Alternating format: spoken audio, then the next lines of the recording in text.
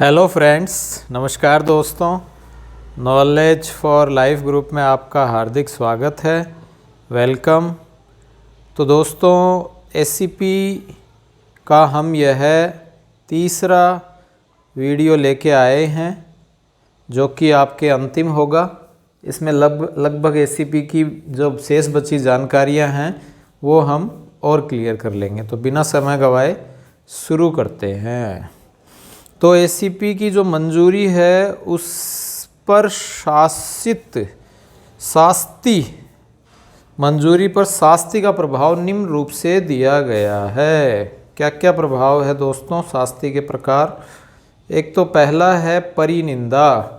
परिनिंदा के प्रत्येक आदेश की शास्ती के लिए एससीपी 1 वर्ष के लिए स्थगित की जाती है। किसी प्रकार की कोई निंदा वाली बात है तो उसके लिए यह संचयी प्रभाव के बिना वार्षिक वेतन वृद्धि को रोका जाना। किसी प्रकार की कोई वेतन वृद्धि रोकी गई है तो भी 1 वर्ष के लिए वह वेतन वृद्धि को रोकने की अधिरोपित की गई शास्ती के प्रत्येक आदेश के लिए 1 वर्ष के लिए एससीपी आगे बढ़ा दी जाती है। ठीक इसी प्रकार तीसरा है संचयी प्रभाव के साथ वार्षिक वेतन वृद्धि को। एक तो संचयी प्रभाव के बिना और एक संचयी प्रभाव के साथ एससीपी वर्षों की उस संख्या तक स्थगित की जाएगी जिसके लिए वेतन वृद्धि को रोकने के लिए शासित अध्यारोपित की गई है। प्रत्येक आदेश की एससीपी की मंजूरी पर पृथक पृथक प्रभाव होगा। जो भी एससीपी दोस्तों रोकी गई है और संचयी प्रभाव के साथ में रोकी गई है तो फिर वह रोकने के लिए जो भी एससीपी वर्षों की संख्या है उस संख्या के आधार पर वह एससीपी की मंजूरी के लिए अलग अलग प्रभाव होगा। कहने का अर्थ ये है दोस्तों कि जो वेतन वृद्धि को रोकी गई है, यदि वो 1 साल यदि वो वेतन वृद्धि रोकी गई है और संचयी प्रभाव के बिना ही रोकी गई है तब तो केवल 1 ही वर्ष होगा। लेकिन संचयी प्रभाव के साथ में यदि वेतन वृद्धि रोकी गई है तब उसमें एससीपी वर्षों की संख्या भी स्थगित की जा सकेगी और इसके लिए अलग से नियम अलग अलग प्रभाव में लागू होंगे।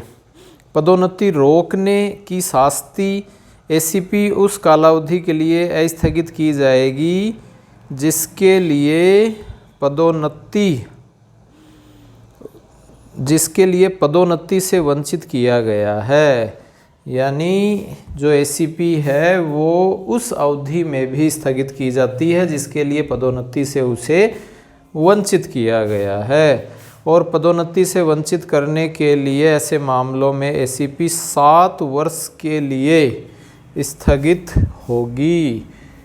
यदि पदोन्नति से वंचित किया गया है तो पदोन्नति से वंचित किए जाने के क्रम में जो भी कालावधि है वह उपप्रदर्शित नहीं की गई हो तो फिर एससीपी 7 वर्ष के लिए स्थगित की जाएगी।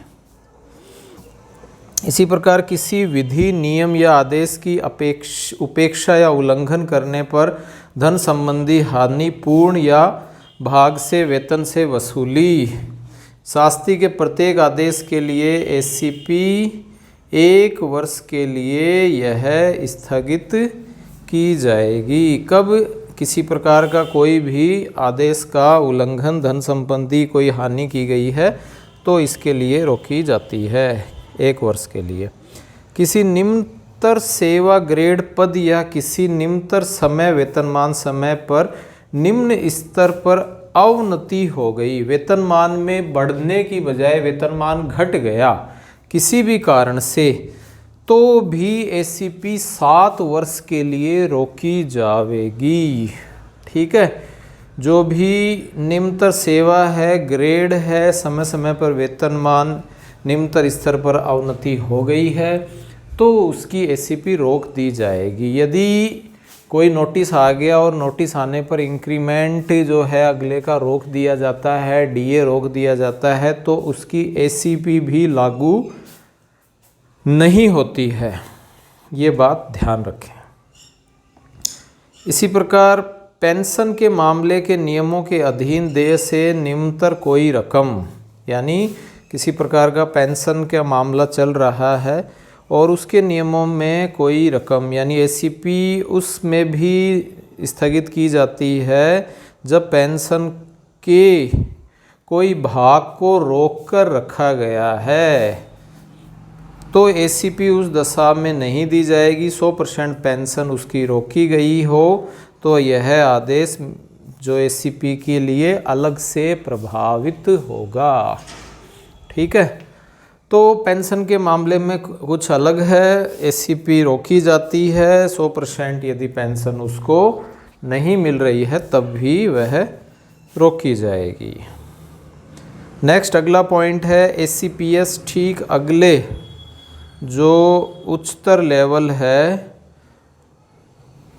उसमें व्यक्तिक आधार पर रखे जाने वित्तीय फायदे मंजूर किए जाने की उपेक्षा करती है। यह संबंधित कर्मचारी के वास्तविक कृत्रिक पदोन्नति में कटौती कोटि में नहीं आएगी। एसीपी जो है वो दोस्तों उच्चतर लेवल के लिए होती है, वित्तीय फायदे के लिए होती है और पदोन्नति में भी किसी प्रकार की कोटि में यह संबंधित कर्मचारी की वास्तविक पदोन्नति की कटौती में नहीं आती है।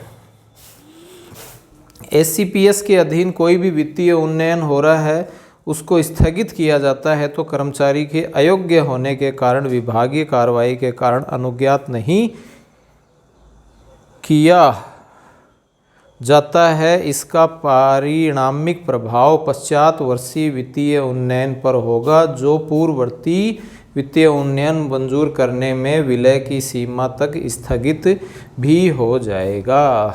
ठीक है, क्लियर हो गया होगा दोस्तों। कहने का अर्थ ये है कि आपकी जो वित्तीय है यानी जो वित्तीय रूप से ग्रेड पे है, जीए है, आपके डीए है, वो बढ़ रहा है लेकिन वो किसी कारणवश स्थगित हो गया। कब हो गया? अयोग्य होने के कारण, विभागीय कार्रवाई के कारण।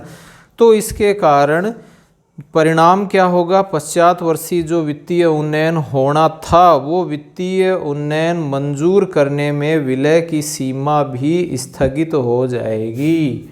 यानी एसीपी के कारण जो बढ़ रहा था, आपको जो भी पेमेंट बढ़ रहा था वह भी पेंडिंग में चला जाएगा। स्कीम के अधीन वित्तीय उन्नयन मंजूर किए जाने पर पदनाम, वर्गीकरण और उच्चतर परिस्थिति में कोई परिवर्तन नहीं होगा।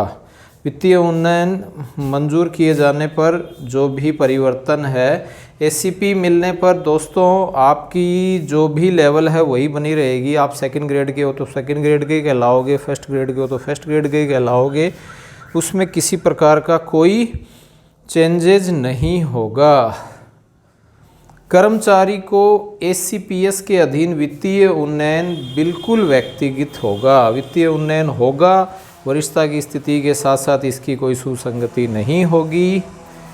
ऐसा होने पर वरिष्ठ कर्मचारियों के लिए इस आधार पर लेवल में कनिष्ठ कर्मचारियों को एसीपीएस के अधीन उच्चतर लेवल प्राप्त हुआ है, कोई अतिरिक्त वित्तीय उन्नयन नहीं होगा। ठीक है, कर्मचारी को दोस्तों नो डाउट वित्तीय उन्नयन होता है। वरिष्ठता की स्थिति पहले से है उसकी, तो उसमें कोई सुसंगति नहीं होगी, किसी प्रकार की कोई उसमें क्लेरिफिकेशन कुछ नहीं होगा। वरिष्ठ कर्मचारियों के लिए लेवल में कनिष्ठ अधिकारियों की एसीपीएस अधीन उच्च लेवल प्राप्त हुआ है, कोई अतिरिक्त वित्तीय उन्नयन नहीं होगा। यदि वो पहले से ग्रेड मतलब यदि चला गया है वित्तीय उन्नयन के लिए तो होगा, लेकिन वरिष्ठता हो गया, वरिष्ठता की स्थिति में कोई सुसंगति नहीं होगी। ठीक है, कहने का अर्थ ये है कि कोई कर्मचारी सेकंड ग्रेड से फर्स्ट ग्रेड में चला गया है, वहाँ एसीपी लगने वाली है तो उसकी वरिष्ठता हो चुकी है, इसीलिए एसीपी लागू होने का कोई औचित्य नहीं है, कोई अतिरिक्त वित्तीय उन्नयन नहीं होगा। एसीपीएस के अधीन अनुज्ञात लेवल में आहरित वेतन को सेवानिवृत्त होने वाले कर्मचारी के संबंध में सेवांत प्रसुविधाओं के अवधारणा के आधार पर लिया जाएगा। यानी जो भी लेवल है उसमें आहरित वेतन को सेवानिवृत्ति होने वाले कर्मचारी हैं उनके संबंध में जो भी सुविधाएं हैं उनकी अवधारणा के आधार पर लिया जाता है, यदि कोई सेवानिवृत्त कर्मचारी है तो। सरकारी आदेश दिनांक 25/1/92 और उसके पश्चात 98 के अधीन राज्य सिविल सेवा पुनरीक्षित वेतन और राजस्थान सिविल 2008 के अधीन 3, ये दोस्तों 14वां पॉइंट ही चल रहा है, के चयन एसीपी के कायदों पहले से उपयोग कर लिया है तो एसीपी मंजूर किए जाने के पात्र नहीं होंगे। तो दोस्तों ये ध्यान रखें, ये कुछ डेडलाइन दी गई हैं, इनका आप ध्यान रखें कि जो भी सरकारी कर्मचारी है उसने 1992 से 1998 के अधीन, और ये नियम 2008 है, तो 92 से लेकर 98 तक जो राजस्थान सिविल सेवा और राजस्थान सिविल सेवा 2008 के अधीन, ठीक है, सरकारी जो भी कर्मचारी है इन के अधीन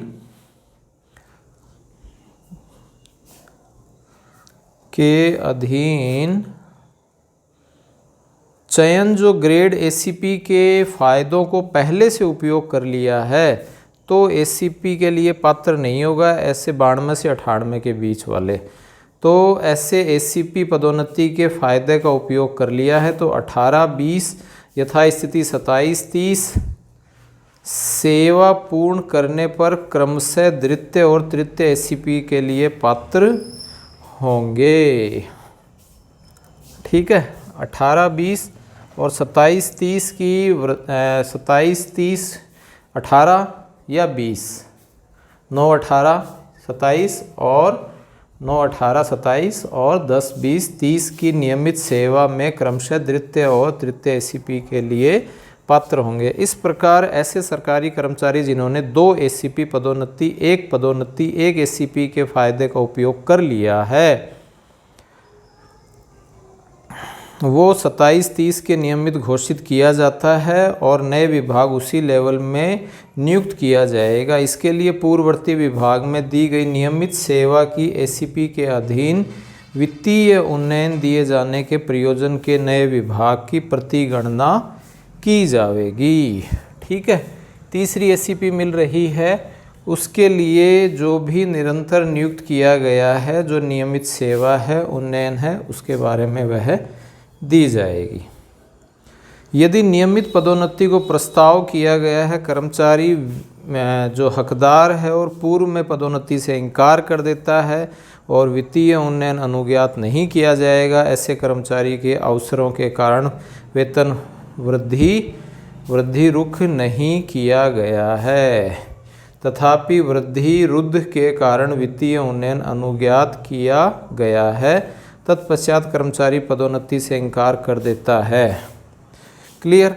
कई कर्मचारी दोस्तों ऐसे होते हैं जो कि पदोन्नति से इनकार कर देते हैं, पदोन्नति से इनकार करेंगे तो वित्तीय उन्नयन जो भी उनको बढ़ोतरी होनी थी वो नहीं होगी, और ऐसे कर्मचारी को अवसरों के अभाव के कारण वृद्धि रुद्ध नहीं किया गया है।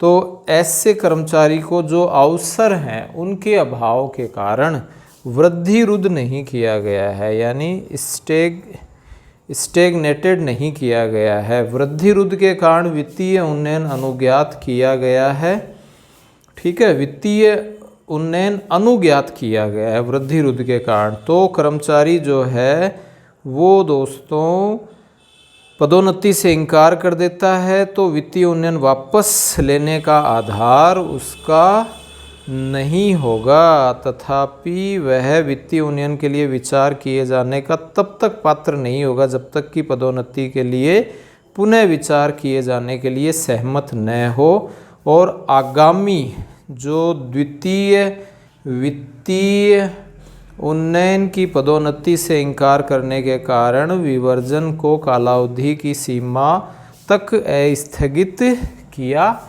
जाएगा। नेक्स्ट जो भी पदोन्नति होगी उसमें उसकी वेतन वृद्धि या वृद्धि उन्नयन हो जाएगी। इसको दोस्तों समझाया गया है और ये देखिए, आप थोड़ा सा समझने का प्रयास करें कि कोई सरकारी कर्मचारी है और कनिष्ठ लिपिक ग्रेड सेकंड है जो लेवल 5 में है। 8 वर्ष की सेवा समाप्ति पर लेवल 8 में अपनी प्रथम नियमित पदोन्नति प्राप्त करता है और इसके पश्चात किसी पदोन्नति के लिए 10 वर्ष की सेवा पूर्ण करता है तो वह 18 वर्ष यानी 8 + 10 की समाप्ति के पश्चात एसीपी के द्वितीय वित्तीय उन्नयन के लिए पात्र होगा। ठीक है दोस्तों, क्लियर कि यदि कोई कर्मचारी है और वह सेकंड ग्रेड में है, सेकंड ग्रेड से दोस्तों वह फर्स्ट ग्रेड में आ गया और उसने सेकंड ग्रेड में केवल और केवल सेकंड ग्रेड में 8 वर्ष ही बिताए हैं और फर्स्ट ग्रेड में जैसे ही वो 10 वर्ष कर लेता है तो वह दूसरी एसीपी के लिए पात्र हो जाएगा, यानी कि 18 वर्ष में ही। इसी प्रकार एक दूसरा उदाहरण है कि इसके पश्चात वह पदोन्नति प्राप्त नहीं करता है और 9 वर्ष की सेवा 27 वर्ष की समाप्ति पर तृतीय वित्तीय उन्नयन प्राप्त करेगा। इसके पश्चात वह और कोई पदोन्नति प्राप्त नहीं करता है, तब वह 9 वर्ष की सेवा अर्थात 27 वर्ष की समाप्ति में वह तृतीय वित्तीय उन्नयन प्राप्त करेगा। यदि और कोई पदोन्नति नहीं हुई है तो उसको 10 साल वाला नियम नहीं लगेगा, 9 साल में ही उसकी एसीपी हो जाएगी। ये एक दोस्तों इंटरेस्टिंग बात है, 10, 20, 30 वाला नियम नहीं, 9, 10 और फिर यानी कि 8, 10, 18, 18 और 9, 27 हो जाता है। नेक्स्ट है दोस्तों, आगामी वेतन वृद्धि जो है एसीपी की मंजूरी के पश्चात 1 जुलाई को मंजूर की जाएगी। लेवल के ग्रेड और वेतनमान यदि कोई सम्मिलित हैं तो वह भी लागू हो जाता है। सरकारी कर्मचारी धारित पद पर नियुक्त करने के लिए सक्षम प्राधिकारी एसीपी मंजूर के लिए सक्षम होगा। ठीक है, रिपीट हो रही है बातें।